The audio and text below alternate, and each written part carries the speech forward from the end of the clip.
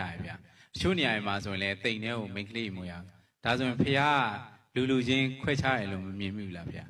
။အဲ့ဒါကတော့မြန်မာလူကြီးတွေတယူတန်ပေါ့နော်ဒါကတော့ဖះဝါဒမဟုတ်ဘူးမြန်မာဝါဒလို့ခေါ်တယ်နော်။အဲ့တော့မြန်မာရိုးရာဓလေ့နော် traditional နဲ့ဗုဒ္ဓရဲ့အဆုံးအမနဲ့ကိုခွက်ခွက်ပြပြဦးဇင်းတို့ယနေ့လူငယ်တွေသိဖို့လိုသွားပြီနော်။ယနေ့လူငယ်တွေဦးဇင်းတို့ယနေ့ခဏခဏတိုက်တွန်းနေတာကတော့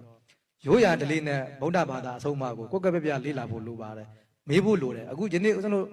ဘယ်နေရာမှာမဆိုဘာသာရေးကိစ္စနဲ့ရိုးရာဓလေ့ကအများနဲ့ရောထွေးနေတယ်။ဒီတော့ဦးဇင်းတို့ generation မျိုးဆက်သစ်တွေအနေနဲ့ new generation တွေအနေနဲ့ဘာကိစ္စပဲတွေ့ရမျက်စိမိတ်မယုံပါနဲ့မလုပ်ပါနဲ့မေးပါနော်ဆရာတော်ဇာတက်ပေတဲ့ဆရာတော်ကြီးတွေကိုမေးခုနကတခါရဲတွန်းလျှောက်တယ်လို့ကဲအခုချွေတင်ကို sorry ဒီကြိုက်တီကိုဘုရားဝင်းတဲ့ကိုနော်မျိုးသမီးမဝင်ရဘူးဆိုတော့ဒါဘုရားဟောတယ်မှာပါသလားနော်မေးတဲ့တယ်မေးရမယ်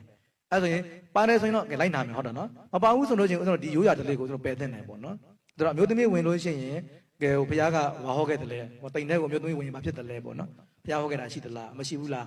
မေးတဲ့တယ်ပေါ့အဲ့လိုပဲဦးဇင်းတို့ဟိုဒီ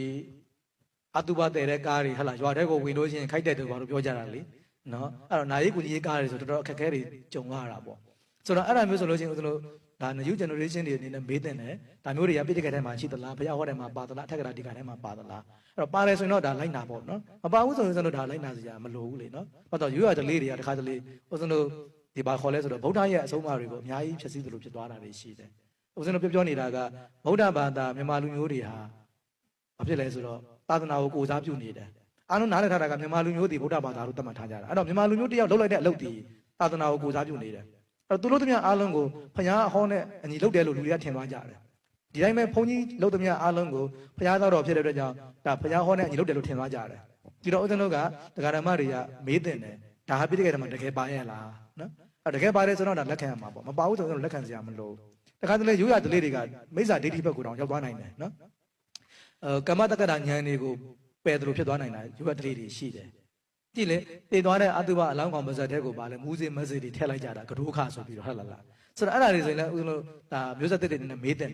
ကြည့်လို့ကြည့်တယ်လုပ်ပြီးဆိုပြီးတော့မျက်စိမိတ်မယုံနဲ့မေးရမယ်ပညာဗုဒ္ဓဘာသာဝင်ဖြစ်အောင်မေးရမယ်ဆိုတော့အဲ့ဒါမျိုးကပြိတ္တကထဲမှာပါလားရွေချက်ကဘာဘလို့လဲတကယ်ဟုတ်ကဲ့လားပေါ့နော်မေးတယ်